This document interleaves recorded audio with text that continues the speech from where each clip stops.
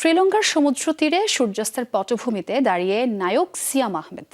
তার কাঁধে মাথা রেখে পাশে দাঁড়িয়ে এক তরুণীকে স্পষ্ট দেখা গেলেও নায়কের মুখ সূর্যাস্তের দিকেই ফেরানো। ছবির সেই তরুণী আসলে টলিউড অভিনেত্রী সুস্মিতা চট্টোপাধ্যায়। দৃশ্যটি রাক্ষস সিনেমার একটি গানের অংশ। কেন এই ছবি প্রকাশ করলেন সিয়াম? কেমন চলছে রাক্ষসের শুটিং? আমি সময়কে থামিয়ে দেব তুমি ছাড়া, এমন ক্যাপশনে শ্রীলঙ্কা থেকে গানের দৃশ্যের একটি ছবি প্রকাশ করেছেন সিয়াম আহমেদ। জানা গেছে রোমান্টিক গান এটি গেয়েছেন ইমরান মাহমুদুল ও দোলা। গত 15 জানুয়ারি শ্রীলঙ্কায় সিনেমাটির শুটিংয়ে অংশ নেন সিয়াম। প্রচার নিয়ে বেশ সতর্ক তিনি। নিজের লুক আপাতত গোপন রেখে তাই নায়িকাকে সামনে এনেছেন তিনি। ভিন্নভাবে উপস্থাপনার এই কৌশল ইতিমধ্যেই বাড়িয়েছে দর্শকের কৌতূহল।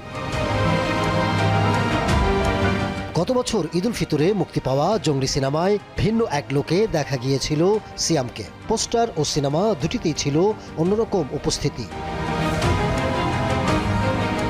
এবার রাক্ষসে তাকে দেখা যাবে পুরোপুরি অ্যাকশন এক চরিত্রে। সে কারণেই শুটিংয়ে কোনো ছাড় দিতে নারাজ এই নায়ক।